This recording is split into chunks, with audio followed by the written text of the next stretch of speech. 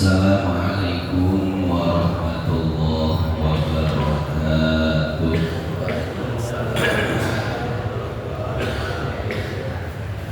Ila hadratin Nabi Mustafa sallallahu alaihi wasallam, thumma ila ruhi abaihi wa ikhwanihi minal anbiya'i wal mursalin wa ali kulli minhum was sahabati wal qarabati wat tabi'in lahum bi ihsanin ila yaumiddin.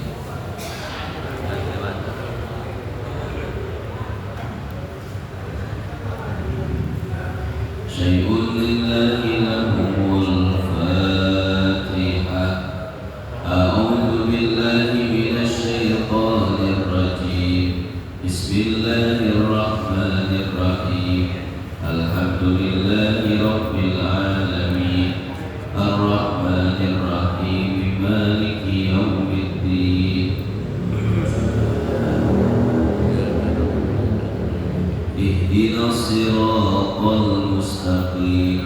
Siratal ladzina an'amta 'alaihim ghairil maghdubi 'alaihim waladdallin.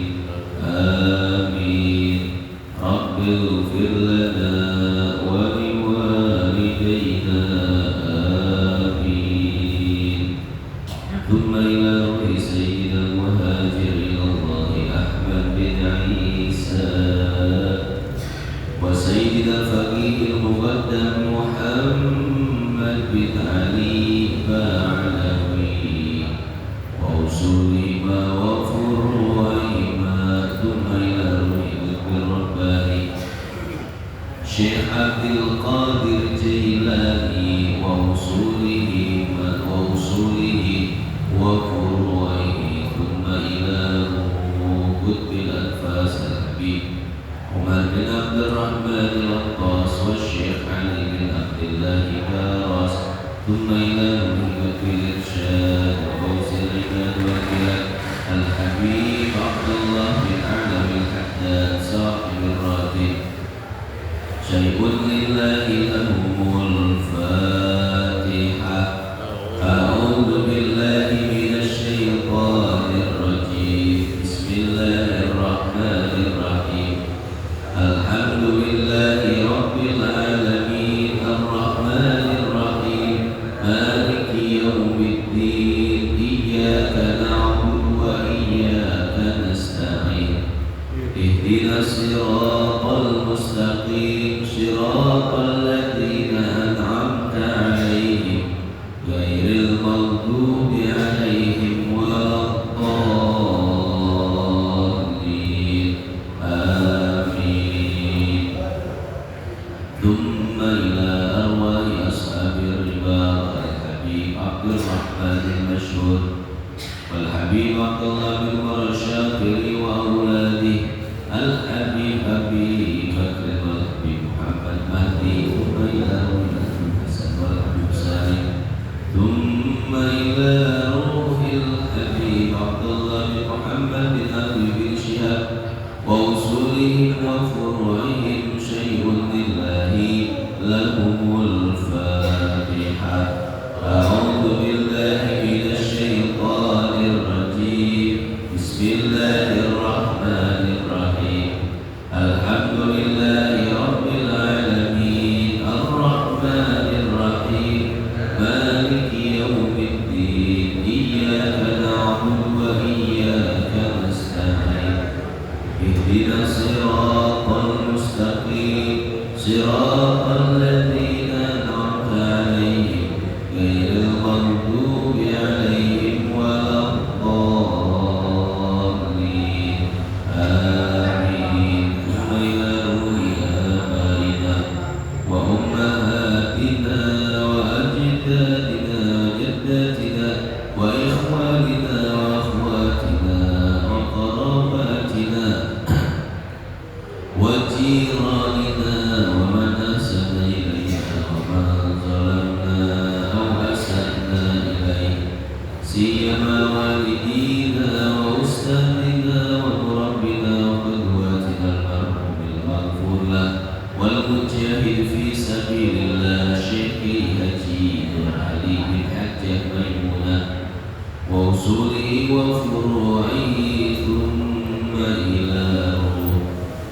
mendoakan almarhum almarhumah kita masing-masing ya.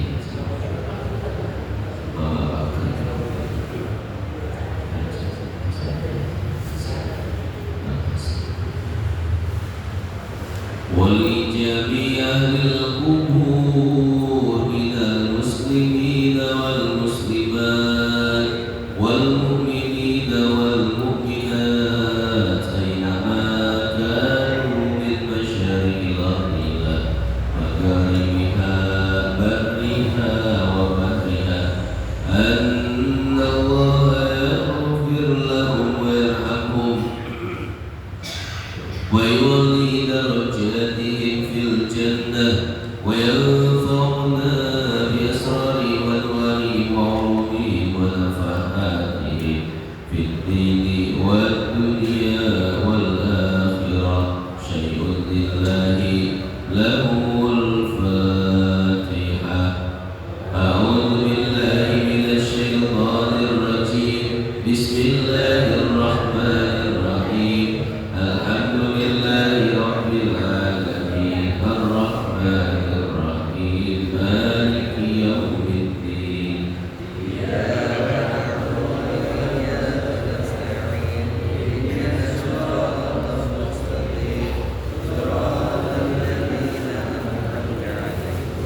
غير المغضوب عليهم ولا الضالين آمين. Al-Fatihah berikutnya kita niatkan untuk para donatur kita. Mudah-mudahan senantiasa Allah mudahkan segala urusannya. Yang sudah dikeluarkan diganti dengan yang lebih banyak, yang lebih halal, lebih berkah. Syai'un lillahi lahumul fatihah. A'udzu billahi minasy syaithanir rajim. Bismillahirrahmanirrahim. Alhamdulillahi rabbil alamin. Ar-Rahmanir Rahim. Maliki yaumiddin. Ihdinas siratal mustaqim. Siratal ladzina an'amta 'alaihim ghairil maghdubi 'alaihim waladdallin. Amin. Rabbighfir lana wa liwalidayna. Amin. Al-Fatihah yang terakhir untuk kita yang hadir yang sedang sakit, mudah-mudahan Allah angkat penyakitnya. Yang sedang sulit Allah mudahkan urusannya. Syai'un lillahi lana wa lahumul fatihah. A'udzu billahi minasy syaithanir rajim. Bismillahirrahmanirrahim. Alhamdulillahi rabbil alamin. Ar-Rahmanir Rahim. Maliki yaumiddin. Iyyaka na'budu wa iyyaka nasta'in. Ihdinas siratal mustaqim.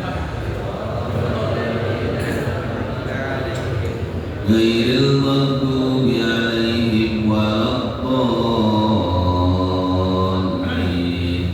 Amin. Rabbighfir lana wa liwalidayna.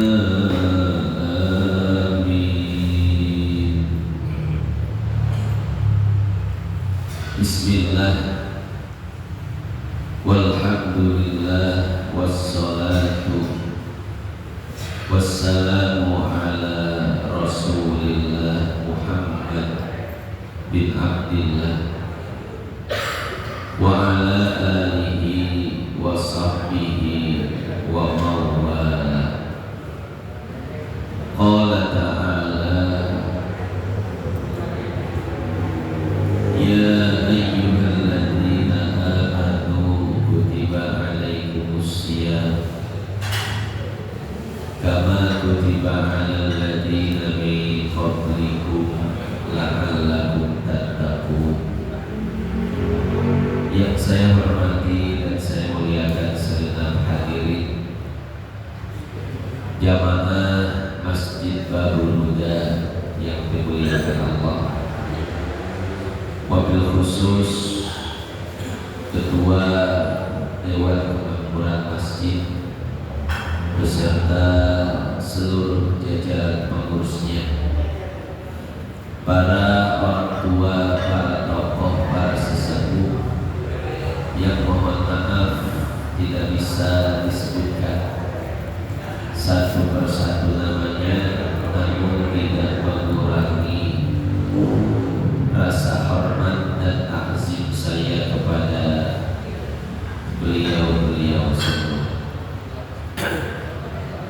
Hadirin jamaah yang dimuliakan Allah, hari ini adalah hari Jumat tanggal 21 Februari tahun 2025.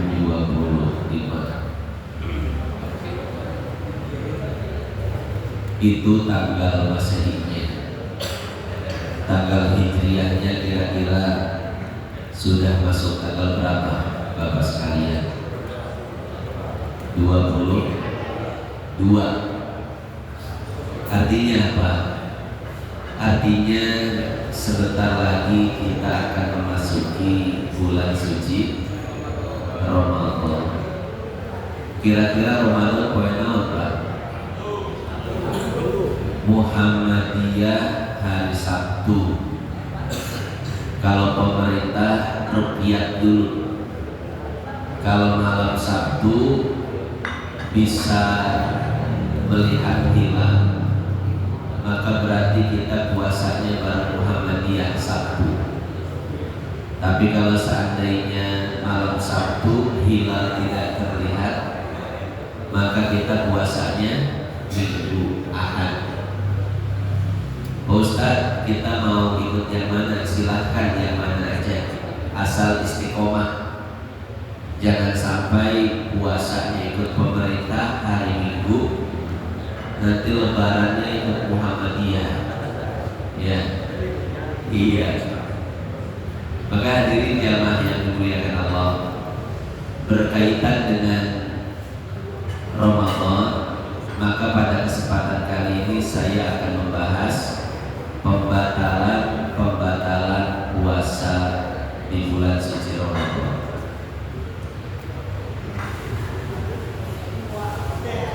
Buku atau kitab yang akan saya gunakan itu buku karangan saya sendiri. Ini sempat kita kaji pada tahun 2017. Saya nulis buku ini pada tahun 2017 yang lalu. Berarti udah berapa tahun itu ya? 8, ya 7 atau 8 tahun yang lalu saya nulis buku ini. Sedikit, sebetulnya bukan dibilang buku juga, mungkin dibilang apa ya, buku saku deh. Ada 17 halaman.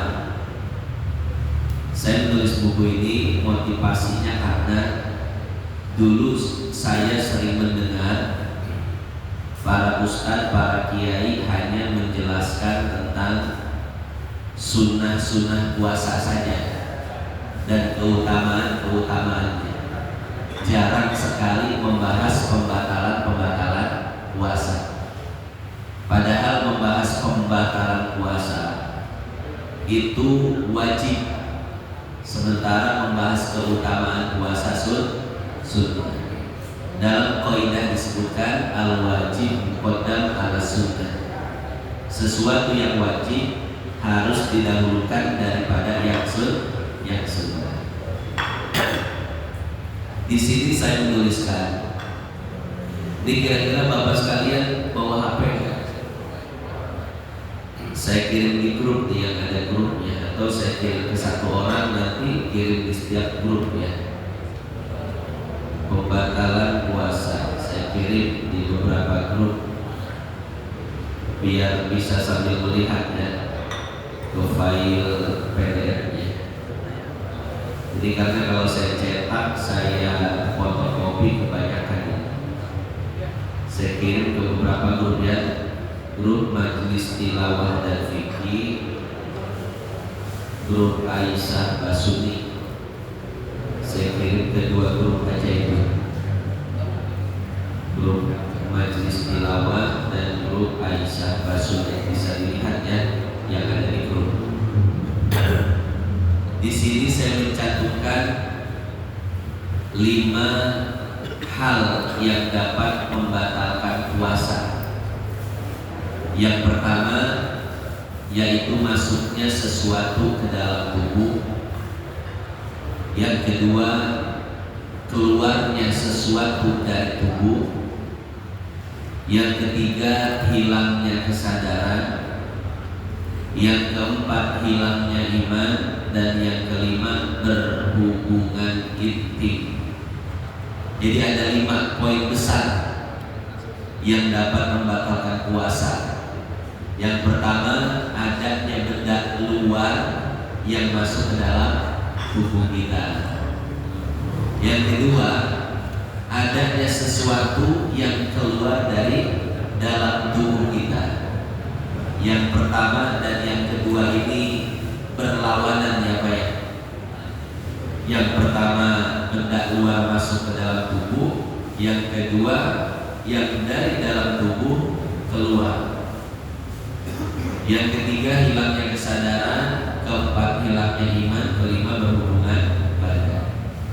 Sekarang akan kita jelaskan satu persatu. Yang pertama, yang merupakan poin besar, yaitu masuknya sesuatu ke dalam tubuh. Dalam poin ini ada 10 permasalahan yang saya tuliskan. Yang pertama adalah makan dan minum. Sepertinya makan dan minum ini sudah tidak perlu dibahas lagi ya, karena semua orang sudah tahu. Ayat-ayatnya sudah jelas, hadis-hadisnya sangat gamblang bahwasanya makan dan minum dapat membatalkan puasa. Namun ada beberapa kasus dalam masalah makan minum ini yang akan saya sampaikan. Pertama, bagaimana jika seseorang lupa kalau dia sedang berpuasa Ramadan sehingga makan dan minum? Bagaimana hukumnya? Maka di dalam kitab Fathul Mu'in disebutkan, jika orang yang berpuasa makan dan minum di siang hari Ramadan dalam keadaan lupa, ini perlu digarisbawahi Pak ya, dalam keadaan lupa, maka puasanya tidak batal sekalipun ia makan atau minumnya banyak. Misalkan karena hari pertama di bulan suci Ramadan, habis subuh tidur lagi, bangun jam 11 siang, lewat dapur masih ada tuh semur jengkol, sambal kerupuk. Karena hari pertama Ramadan, akhirnya dia lupa kalau hari itu adalah Ramadan. Makan, akhirnya dia makan, minum sepiring 2 piring jus dan lain sebagainya, rokok, kopi, beres semua Pak. Pokoknya udah mantep banget dah. Akhirnya apa? Setelah kenyang, dia ingat bahwasanya hari itu adalah Ramadan. Maka kata para ulama, puasanya tidak batal. Sesuai dengan hadis sahih riwayat Imam Bukhari dan Muslim. Kata Nabi, idza nasiya fa'akala wa syariba falyutimma shaumah. Apabila orang yang berpuasa lupa sehingga dia makan minum, maka hendaklah dia menyempurnakan dan melanjutkan puasanya. Fa innama at'amahullah wa saqa, karena sesungguhnya itu hadiah gratisan dari Allah. Allah hendak memberinya makan dan minum. Jadi gratisan ya Bapak Ibu yang dimuliakan Allah, itu merupakan rezeki dari Allah Subhanahu wa Ta'ala. Kemudian masih terkait makan dan minum, bagaimana seorang ibu mencicipi makanan apakah boleh atau tidak. Di sini disebutkan adapun sekedar mencicipi makanan tanpa menelannya. Ini perlu digarisbawahi Pak ya, mencicipi tanpa menelannya. Maka itu tidak membatalkan puasa. Begitu pula hanya sekedar mengunyah tanpa menelannya. Seorang ibu punya bayi, akhirnya dia mengunyah makanan. Setelah mengunyah, maka hasil kunyahannya dikeluarkan lagi, tidak sampai ditelan. Maka itu pun tidak membatalkan puasa, karena tidak ada sesuatu yang masuk ke dalam perut. Imam Nawawi mengatakan, wa yustahabbu an yahtarza an dawqi ta'am wal madhi, dan disunahkan untuk berhati-hati ketika mencicipi makanan dan mengunyahnya. Artinya apa? Mencicipi makanan kemudian mengeluarkan makanan tersebut itu tidak membatalkan puasa. Dan sekedar mengunyah lalu mengeluarkannya kembali juga tidak membatalkan puasa. Ya. Nah, itu poin yang pertama, yaitu makan dan minum dan beberapa kasus yang ada di dalamnya. Yang kedua, bagaimana kumur-kumur. Ini kita mau sholat zuhur biasanya wudhu dulu, wudhu pun biasanya apa? Kumur-kumur dulu ya, karena merupakan sunnah daripada sunnah wudhu. Pertanyaannya, bagaimana hukum kumur-kumur di siang hari Ramadan? Atau kasusnya lain deh, misalkan kumur-kumur bukan untuk wudhu, tapi kumur-kumur hanya sekedar ingin membersihkan mulut. Bagaimana hukumnya? Nah, maka di dalam Fathul Mu'in dijelaskan ada beberapa keadaan saat orang berkumur-kumur. Pertama, berkumur-kumur untuk membersihkan najis yang ada di dalam mulutnya, seperti darah gusi atau bibir dan lain-lain. Kemudian ada sebagian airnya tertelan tanpa sengaja, maka tidak batal puasanya, sekalipun ia berkumur-kumur dengan sangat berlebihan atau sangat kuat. Bahasa fikihnya mubalaghah. Hadirin jamaah yang dimuliakan Allah, jadi terkadang seseorang berkumur-kumur untuk membersihkan najis yang ada di dalam mulutnya, seperti gusinya berdarah atau bibirnya berdarah. Maka kata Syekh Zainuddin, orang tersebut boleh berkumur-kumur dengan cara berlebih-lebihan sampai batas tenggorokan. Jadi kumur-kumurnya sampai ya. Kan kumur-kumur itu ada dua cara. Kumur-kumur biasa hanya sekedar di rongga mulut, dan yang kedua ada kumur-kumur yang mubalaghah sampai tenggorokan. Ya. Nah, ketika kita membersihkan najis dalam mulut kita, kita boleh melakukan kumur-kumur dengan dua cara ini, baik kumur-kumur yang biasa saja atau kumur-kumur yang sampai mubalaghah, sampai tenggorokan. Maka kata Syekh Zainuddin, kumur-kumur seperti itu tidak membatalkan puasa, sekalipun ada sedikit air yang tertelan. Ya. Jadi walaupun ada sedikit air yang tertelan, maka tidak batal puasanya. Kenapa? Karena dalam rangka membersihkan najis. Itu yang pertama, kumur-kumur untuk membersihkan najis yang ada di dalam mulut. Yang kedua, kumur-kumur untuk menjalankan sunnah, seperti ketika berwudu kemudian sebagian airnya tertelan. Apabila ia berlebihan dalam berkumur-kumur, maka batal puasanya. Namun apabila tidak berlebihan, maka tidak batal puasanya. Sekarang kita bahas kumur-kumur yang sunnah. Ketika kita akan melaksanakan sholat zuhur, kita wudu dan berkumur-kumur. Kemudian kumur-kumur kita sebagian air tertelan, Pak. Kalau nggak tertelan jelas wudunya tidak batal. Tapi yang jadi masalah adalah ketika air kumur-kumur itu tertelan, bagaimana hukumnya? Kata Syekh Zainuddin, kalau seandainya kita kumur-kumurnya biasa-biasa saja, hanya sekedar di rongga mulut, kemudian ada sedikit yang tertelan, maka tidak membatalkan puasa Ramadan. Tapi kalau seandainya kita kumur-kumurnya berlebihan sampai batas ujung atas tenggorokan, kumur-kumurnya sebetulnya kumur-kumur seperti itu sunnah, Pak ya.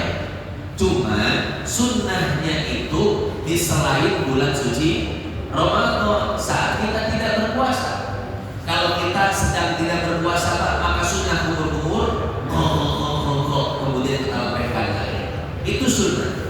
Tapi kumur-kumur seperti itu jika dilakukan saat berpuasa maka tidak sunnah. Dan kalau seandainya tetap dilakukan kemudian ada yang tertelan, maka puasanya batal. Jadi Pak, kumur-kumur wudu ya, kumur-kumur sunnah, kalau seandainya masih dalam batas rongga mulut kemudian ada yang tertelan maka tidak batal. Tapi kalau seandainya sampai tenggorokan berlebihan mubalaghah kemudian tertelan maka batal. Jadi kumur-kumur yang sunnah ini diperinci ya hukumnya. Kalau kumur-kumur wajib yang membersihkan najis kan secara mutlak tidak membatalkan puasa sekalipun ada yang masuk. Kalau kumur-kumur sunnah dilihat dulu, kalau hanya batas rongga mulut kemudian tertelan maka tidak batal. Tapi kalau seandainya sampai di ujung tenggorokan bagian atas mubalaghah kemudian tertelan maka batal. Yang ketiga, kumur-kumur untuk sekedar menyegarkan mulut. Jadi namanya kumur-kumur iseng-iseng, Pak. Siang hari karena Ramadan panas akhirnya apa? Ya iseng-iseng kumur-kumur. Kemudian airnya tertelan. Bagaimana hukumnya? Maka batal puasanya. Baik berkumur-kumurnya secara berlebihan atau tidak. Jadi baik kumur-kumurnya itu hanya sekedar di rongga mulut atau kumur-kumurnya sampai ujung tenggorokan, ya, maka semuanya dapat membatalkan puasa ketika ada air yang tertelan walaupun cuma 1 tetes. Titik sampai situ pembahasannya, ya. Jadi hukum kumur-kumur ini ada 3, Pak ya. Terkadang kumur-kumur untuk menghilangkan najis namanya kumur-kumur wajib. Yang kedua kumur-kumur untuk wudu namanya kumur-kumur sunnah. Dan yang ketiga kumur-kumur mubah iseng-iseng. Ini hukumnya seperti tadi ya. Yang ketiga menelan ludah. Ini kira-kira bagaimana hukum menelan ludah di siang hari Ramadan? Karena saya melihat sebagian orang Pak ketika puasa dikit-dikit cuek, dikit-dikit cuek. Gitu. Saya tanya kenapa begitu, dia bilang buang ludah, takut batal kalau ditelan. Kira-kira betul nggak tuh menelan ludah dapat membatalkan puasa?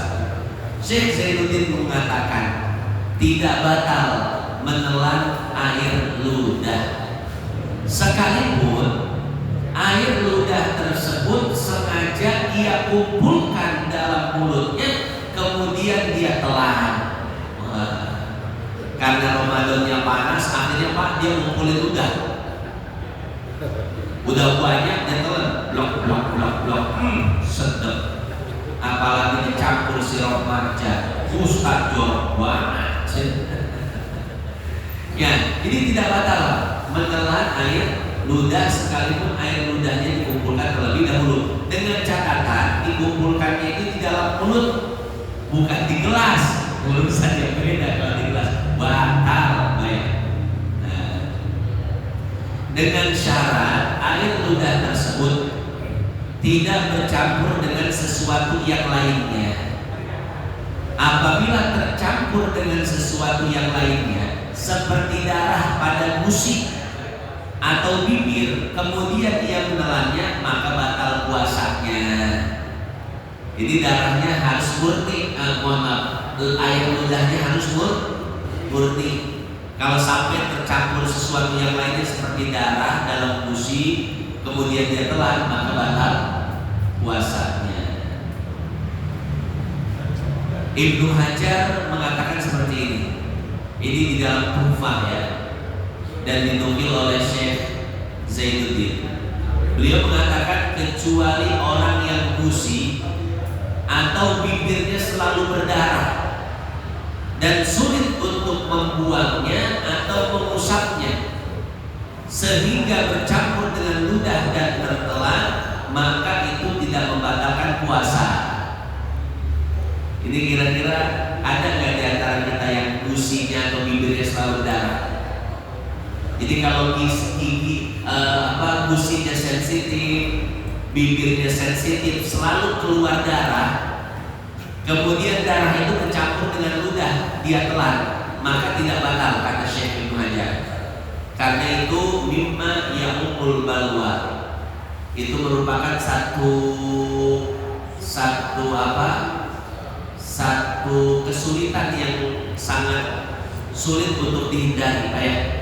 Jadi kalau bapak ibu mengalami hal seperti itu, maka tidak batal menelan ludah yang bercampur dengan darah, gusi atau yang ada di bibir. Kemudian kata Syekh Ibnu Hajar begini, Pak, hati-hati ketika kita menggunakan siwak ya. Bersiwak di siang hari Ramadan hukumnya boleh atau tidak, Bapak sekalian? Boleh. Kata Imam Syafi'i, bersiwak di siang hari Ramadan sebelum zuhur hukumnya boleh dan tidak makruh. Tapi bersiwak selepas zuhur hukumnya boleh tapi makruh ya. Saya tidak akan jelaskan dalilnya, Pak. Saya jelaskan hukumnya saja ya, takut kepanjangan. Jadi kata Imam Syafi'i boleh bersiwak batasnya sampai zuhur. Jadi dari habis subuh sampai sebelum zuhur bersiwak itu hukumnya boleh dan tidak makruh. Tapi selepas zuhur sampai maghrib hukum bersiwak itu masih tetap boleh, tapi bolehnya makruh. Nah, kata Syekh Ibnu Hajar begini, ketika kita menggunakan siwak di siang hari Ramadan, maka hati-hati. Kenapa? Karena memang betul siwak yang pertama kita masukkan ke mulut masih kering, tapi jika setelah kita gunakan siwaknya itu kan basah ya, ada bekas air liur kita yang terbawa sampai luar mulut. Kemudian jika kita kembali masukkan siwak kita ke dalam mulut, berarti kita memasukkan air, memasukkan benda dari luar tubuh kita ke dalam tubuh kita. Itu kalau sampai tertelan, bercampur dengan ludah kita, kemudian tertelan, maka bisa menyebabkan batal puasa kita. Makanya hati-hati Pak pakai siwak di siang hari Ramadan ya. Walaupun boleh, tapi saya anjurkan jangan. Ini sebagaimana pesan guru saya. Guru saya Al-Habib Umar bin Abdurrahman Al-Attos. Saya belajar kitab Zubat kepada beliau selama 1 tahun sampai hatam. Beliau mengatakan bahwa walaupun pakai siwak di siang hari Ramadan hukumnya boleh, akan tetapi saya anjurkan jangan memakai tadi takutnya ya Pak. Takutnya itu siwak pertama emang kering, dimasukkan ke mulut basah, kemudian kita masukkan kedua kalinya, maka apa? Maka air yang tadi yang ada di siwak bercampur dengan ludah kita, kemudian kita telan, itu membatalkan puasa. Itu yang ketiga, menelan ludah. Yang keempat, menelan dahak. Bagaimana hukum menelan dahak? Dahak sama ludah beda Pak ya. Kalau ludah itu munculnya dari rongga mulut kita, dari lidah, dari pinggir-pinggir atau dinding-dinding mulut itu keluar sendiri Pak, itu ludah. Beda dengan dahak. Dahak itu keluarnya terkadang dari kepala kita tarik. Terkadang dari dada. Nah, jadi sumber dahak dua, kepala dan dada. Nah, bagaimana hukum menelan dahak di siang hari Ramadan saat kita berpuasa? Dari beberapa pendapat para ulama Syafi'i, maka pendapat Imam Ghazali yang paling mudah. Jadi kalau kita lihat di dalam beberapa kitab mazhab Syafi'i, Pak, itu para ulama berbeda pendapat tentang masalah dahak ya. Tapi saya kasih ini yang paling mudah.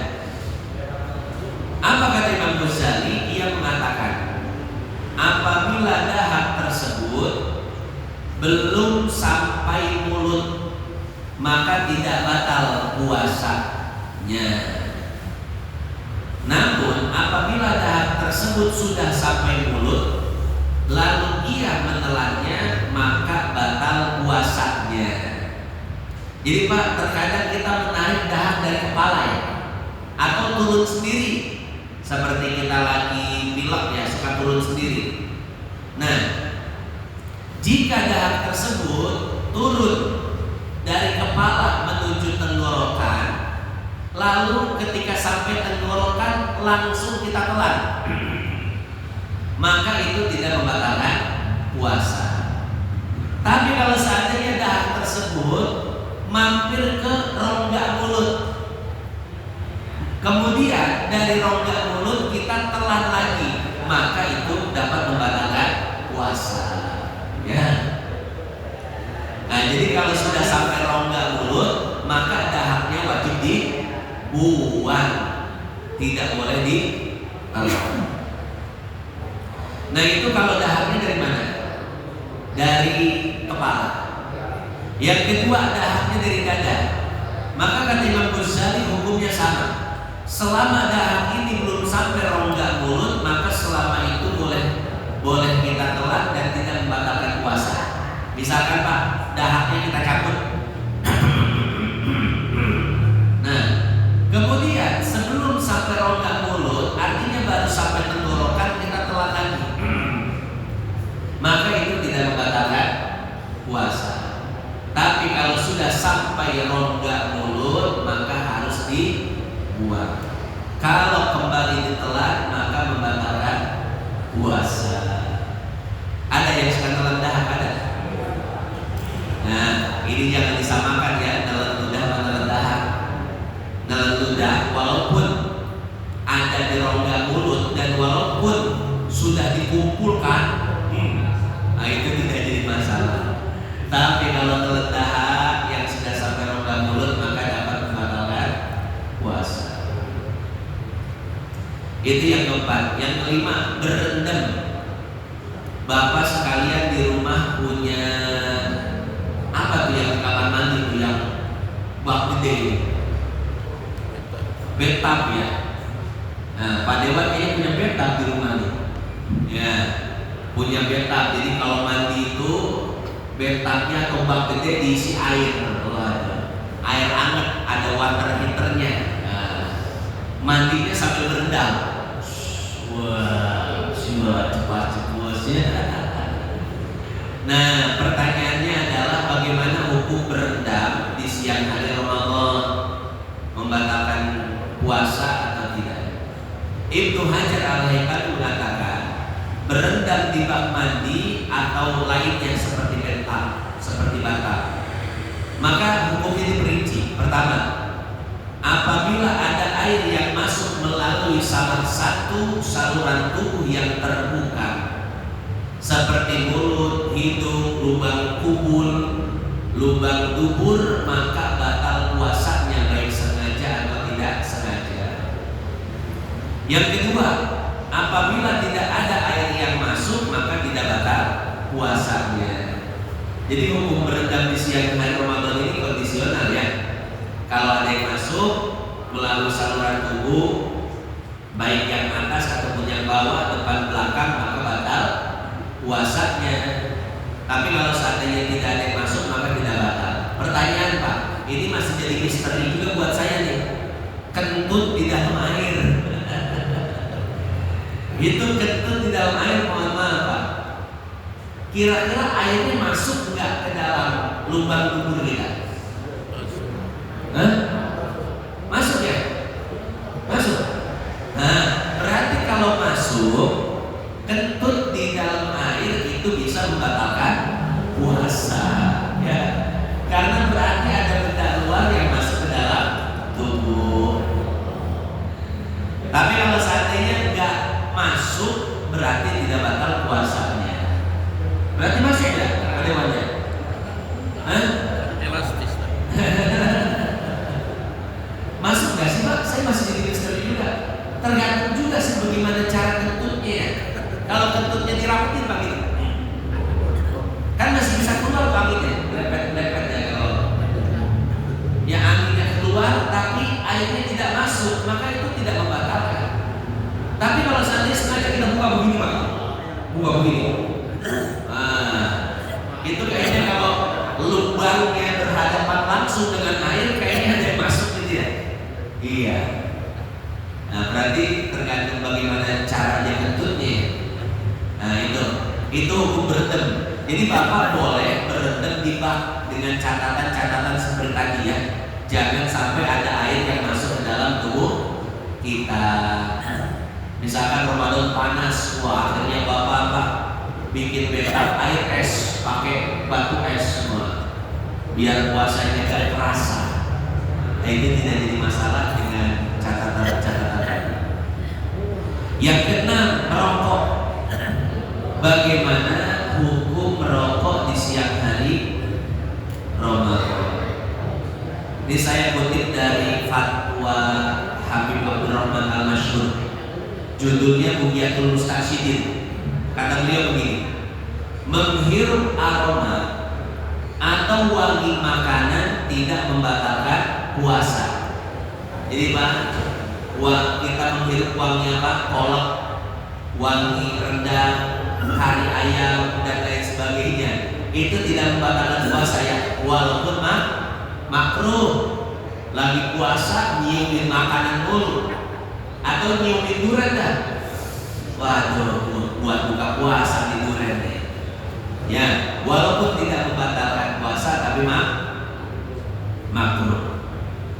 Begitu juga menghirup atau bahkan sengaja membuka mulut agar asap menyan atau lainnya masuk ke dalam tubuh. Bapak bakar menyan, kemudian asapnya sengaja Bapak hirup, wangi, atau sengaja Bapak masukkan dalam mulut, ya, itu pun tidak membatalkan puasa. Kenapa? Karena sekedar asap. Lain halnya dengan asap rokok. Asap rokok dapat membatalkan puasa. Kenapa? Karena asapnya mengandung sesuatu yang bisa disentuh. Jadi asap rokok ini Pak, kalau kita tiupkan ke apa? Ke kaca, maka kacanya akan berwarna kuning. Kemudian warna kuning itu bisa Bapak ambil, bisa Bapak sentuh. Ini membuktikan bahwasanya asap rokok membawa benda. Maka merokok di siang hari Ramadan saat berpuasa dapat membatalkan puasa, karena itu sama memasukkan benda luar ke dalam tubuh. Ya, itu bedanya asap rokok dengan asap yang lainnya Pak ya. Kalau menghirup asap menyan, asap bakar-bakaran itu tidak membatalkan puasa, karena asap menyan, asap bakar-bakaran tidak membawa benda. Tapi khusus asap rokok membawa benda, ya, maka membatalkan puasa. Dulu kata Habib Abdurrahman, dulu Imam Zayyadi pernah menfatwakan bahwa asap rokok tidak membatalkan puasa. Namun setelah ia tahu hakikatnya bahwa asap rokok itu membawa benda, maka ia pun menarik fatwanya dan mengeluarkan fatwa yang baru, yaitu merokok dapat membatalkan puasa. Bahkan Pak, orang yang merokok itu sholatnya nggak sah. Orang yang merokok sholatnya nggak sah. Dia lagi sholat ngerokok.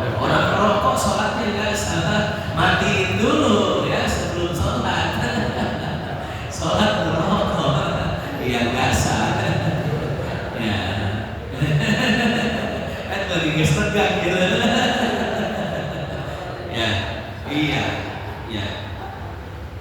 Ya bahkan orang yang merokok itu Pak harus dimatiin tuh. Ya. Sebelum sholat itu harus dimatiin rokoknya. Rokoknya bukan orangnya. Nah itu yang keenam, rokok ya, membatalkan puasa. Yang ketujuh, obat tetes mata. Bapak siang hari naik motor kemudian kapereupeunnan. Di kapereupeunnan bahasa Indonesianya apa, Pak? Kelilipan. Kemudian pakai obat tetes mata. Pertanyaannya adalah, apakah obat tetes mata membatalkan puasa atau tidak? Di sini disebutkan, memakai obat tetes mata tidak membatalkan puasa, sekalipun rasanya sampai tenggorokan. Ini biasa Pak, kalau kita pakai obat tetes mata itu kerasa seret di tenggorokan, ya. Artinya apa? Artinya obat tetes mata itu tembus sampai ke tenggorokan, akhirnya kita telan. Maka di dalam kitab ini disebutkan, memakai obat tetes mata tidak membatalkan puasa sekalipun rasanya sampai tenggorokan. Apa alasannya? Ada dua. Pertama, kias terhadap hukum memakai celak. Yang kedua, karena mata tidak memiliki saluran tembus sampai tenggorokan. Jadi hadis riwayat Imam Abu Daud mengatakan bahwa Nabi memakai celak saat ia berpuasa. Jadi Nabi saat berpuasa Pak pakai celak, ya. Nah, terkadang celak itu rasanya sampai masuk tenggorokan.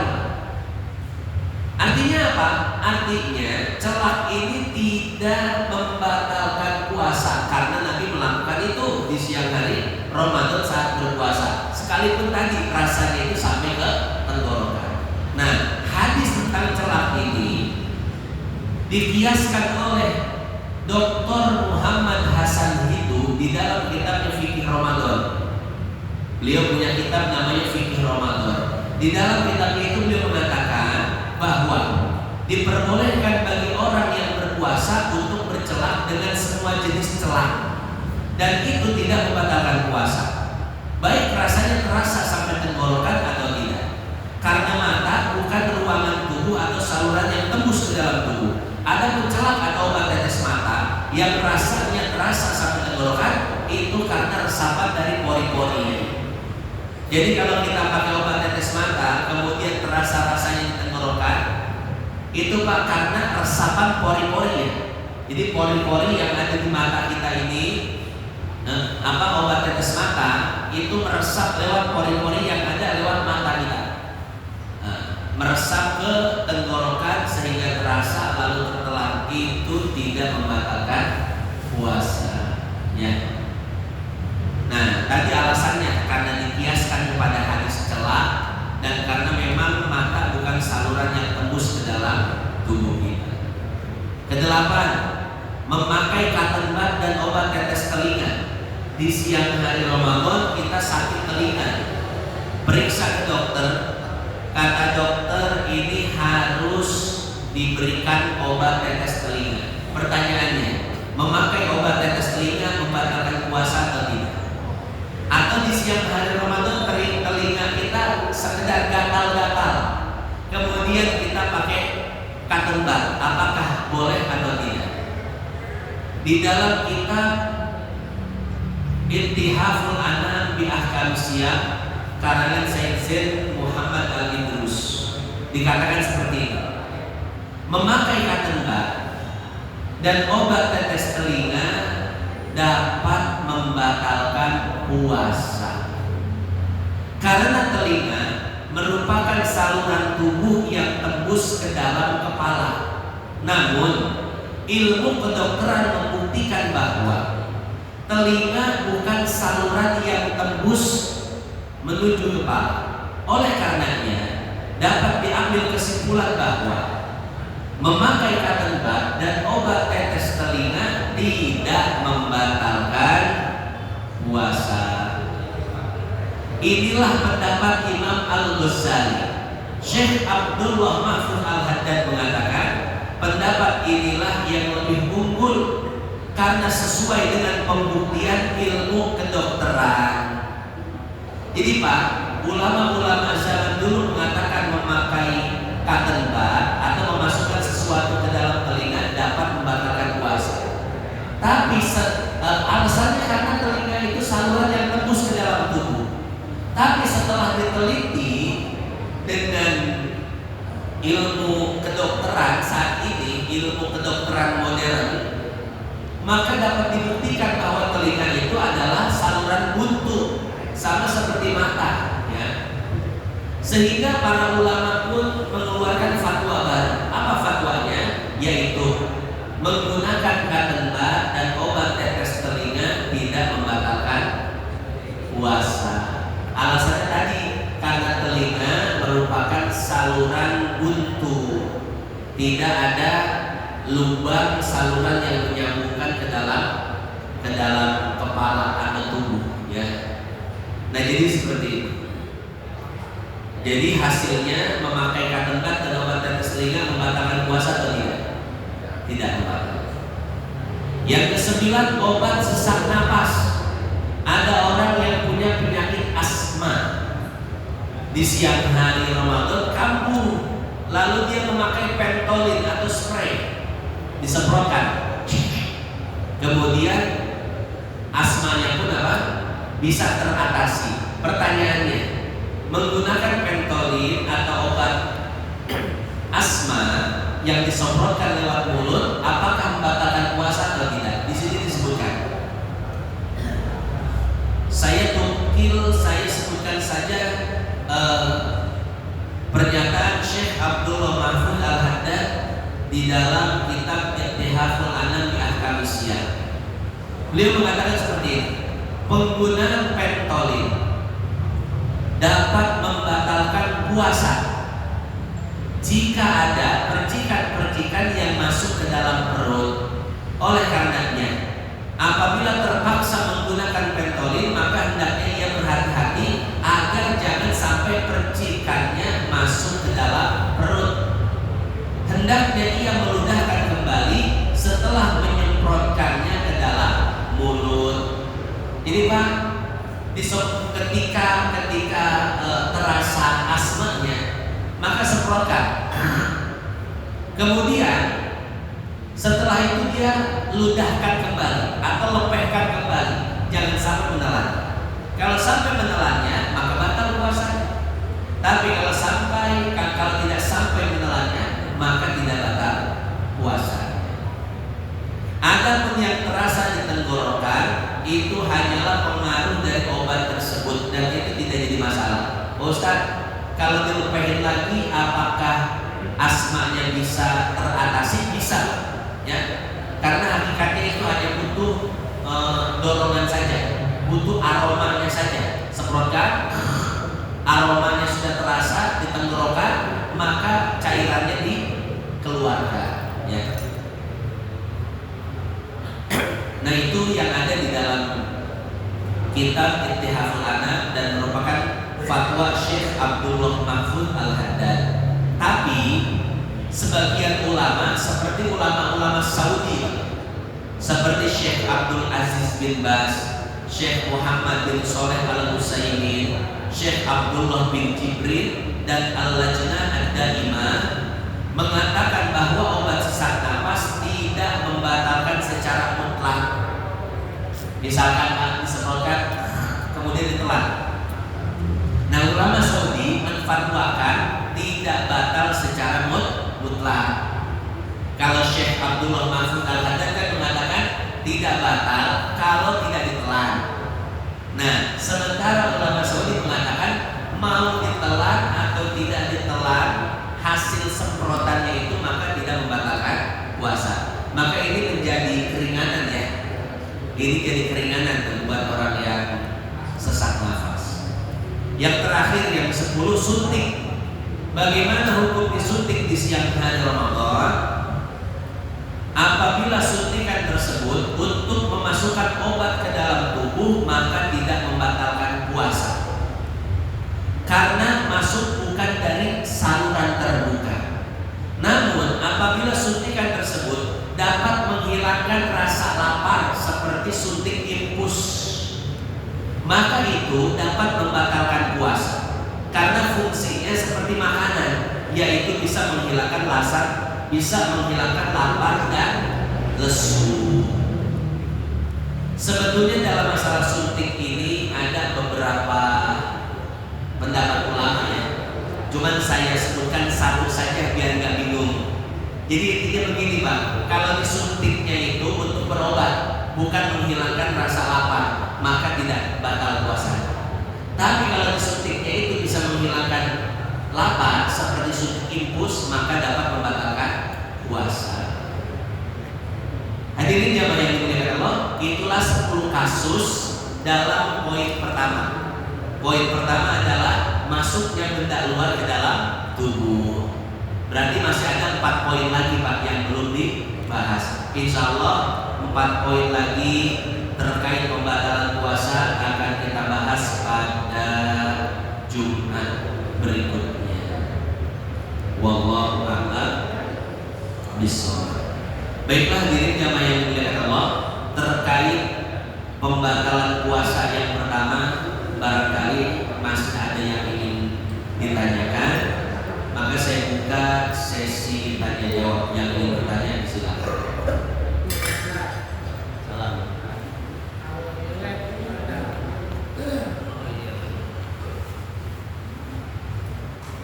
Di lab diambil darahnya ya.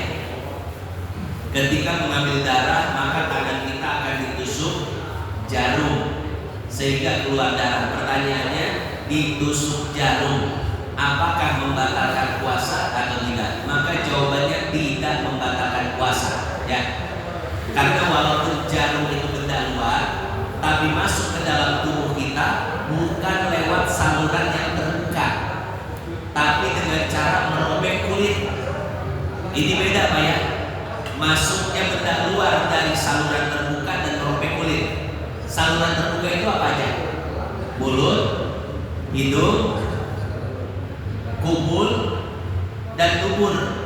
Jadi kalau ada benda luar masuk dalam 4 lubang ini, lubang makanan, lubang nafas, lubang buang air kecil, lubang buang air besar. Kalau masuk dari 4 saluran ini, maka batal puasanya. Tapi kalau masuk bukan dari 4 saluran ini, lewat mata, lewat telinga, atau dengan cara merobek kulit seperti disuntik atau mengambil darah, maka itu tidak membatalkan puasa. Kurang lebih seperti itu. Wallahu a'lam bishawab.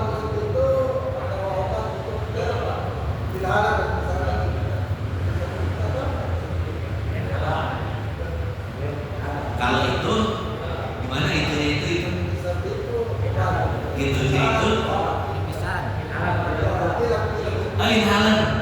Inhaler. Oh iya, tidak jadi masalah ya. Iya, seperti yang disebutkan tadi di dalam Bughyatul Mustarsyidin, ketika kita menghirup wangi sesuatu, entah wangi makanan atau wangi inhaler, sekalipun itu ada asapnya, ya, maka tidak membatalkan puasa. Karena yang namanya aroma itu bukan benda, ya. Namanya asap juga bukan benda. Jadi tidak jadi masalah ketika kita berpuasa lalu kita pilek, kemudian kita menggunakan inhaler atau selain inhaler yang sekarang apalagi banyak, press-care, uap tidak jadi masalah. Ya, kita bikin air panas, kemudian kita campur air panas dengan habatus sauda, dengan kistul hindi, lalu uapnya kita hirup, itu pun tidak membatalkan puasa. Kurang lebih seperti itu. Allah. Ada lagi? Ustaz, ya. ketika kita tidur kita sadar, kita hilang nih, keluar nih, terus kita balik lagi terus masuk lagi itu gimana? Hilang? Iya. Oh, lagi tidur ya? Iya. Bapak lagi tidur ngiler, kemudian keluar Pak. Lalu kita berbalik posisi, masuk lagi. Ya. Kalau kita telan dalam keadaan tidak sadar karena lagi tidur kan,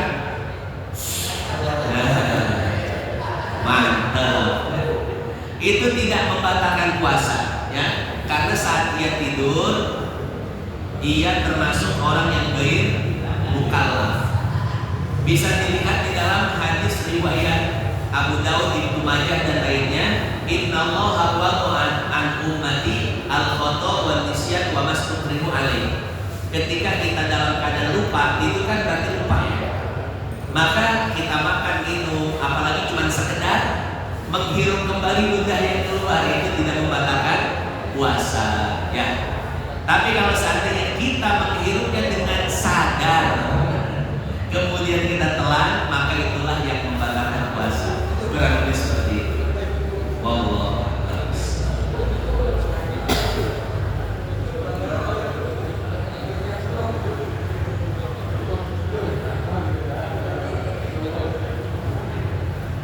Ada lagi? Ya. Kumaha? Ketika mandi kemasukan air, ya, ke dalam telinga. Sesuai fatwa Syekh Abdullah Mahfud Al-Haddad, berdasarkan ilmu kedokteran, telinga itu merupakan saluran buntu, saluran tertutup. Maka ketika kita mandi, lalu ada air yang masuk ke dalam lubang telinga, baik sengaja ataupun tidak sengaja, maka tidak membatalkan puasa. Jadi tidak batal, ya, baik sengaja atau tidak sengaja. Wallahu a'lam. Iya. Itu kalau rambut cebok itu kan suka keluar perasaan ada yang masuk itu batal. Iya, ketika cebok, Pak. Ketika cebok, ya, jangan terlalu dalam, ya. Jadi yang dibasuh itu hanyalah anggota, hanyalah dubur yang terlihat ketika kita sedang jongkok. Jadi ketika jongkok, nah, itu yang nampak, maka hanya daerah situ saja. Jangan sampai kita masukkan jari kita ke dubur kita. Sampai di kudak-kudak. Ya, jangan sampai di kudak-kudak, kata Pak Dewan Maya. Jadi kalau sampai kita memasukkan jari kita ke bagian dalam dubur, maka batal puasa kita, ya. Nah, jadi seperti itu. Itu PR buat kita saat kita cebok. Jadi ceboknya itu hanya di area dubur yang nampak, ya. Yang tidak nampak jangan dikorobek. Nah, itu dapat memasukkan kedaluan ke dalam tubuh kita, ya. Dan ini pun sama dengan perempuan, ya. Jadi bapak ajarkan pada istri dan anak bapak, ketika perempuan istinja buang air kecil, maka hanya wajib membasuh bagian luarnya saja. Bagaimana batasan luar? Kata para ulama, alladzi yabdu indal jalsah. Jadi ketika perempuan jongkok, bagian itu yang terlihat, Pak, itu yang wajib dicuci, ya. Adapun yang tidak terlihat maka tidak wajib. Dan kata para ulama, antara perawan dan janda itu beda. Nah, ya, beda batasan karena beda bagian kumpul yang terlihatnya. Kurang lebih seperti itu. Wallahu a'lam bishawab.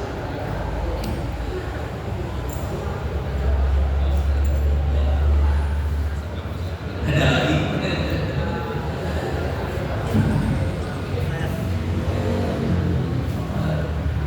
Kalau tidak ada, kita tutup dengan pengurangan surat Al-Fatihah. Masih ada satu pertemuan lagi, insya Allah satu pertemuan lagi kita habiskan pembahasan pembatalan puasa ini, ya. Nanti insya Allah di Ramadan kita bahas pembatalan pahala puasa. Kalau ini kan pembatalan puasa, insya Allah nanti saya udah punya bukunya juga. Saya mengarang 2 buku, pembatalan puasa dan pembatalan pahala puasa. Insya Allah nanti di Ramadan, insya Allah, saya tidak janji, insya Allah di bulan suci Ramadan. Dan di bulan suci Ramadan ini waktunya diakhirkan. Jadi hari Jumat ba'da asar ya. Jumat ba'da asar kurang lebih jam 5 kita mulai pengajian sampai menjelang waktu buka puasa. Itu saja yang dapat saya sampaikan hadirin sekalian oleh Allah. Kita tutup dengan Al-Quran surah Al-Fatihah. Mudah-mudahan yang sedikit ini bisa bermanfaat. Al-Fatihah. Bismillahirrahmanirrahim. Ar-Rahmanir-Rahim. Maliki yaumiddin. Ihdinas siratal mustaqim, siratal ladzina an'amta 'alaihim ghairil maghdubi 'alaihim waladdallin. Amin. Allahumma taqabbal minna salatana wa siyamana wa qiyamana wa ta'limana wa ta'limana wa tammim taqsirana ya Allah ya Arhamar Rahimin. Sallallahu alaihi wasallam Muhammad an-nabiyil ummi wa ala alihi wa sahbihi wa sallam. Alhamdulillahi rabbil alamin. Subhanakallahumma wa bihamdik nasyhadu an la ilaha illa anta nastaghfiruka wa natubu ilaik. Wassalamu alaikum warahmatullahi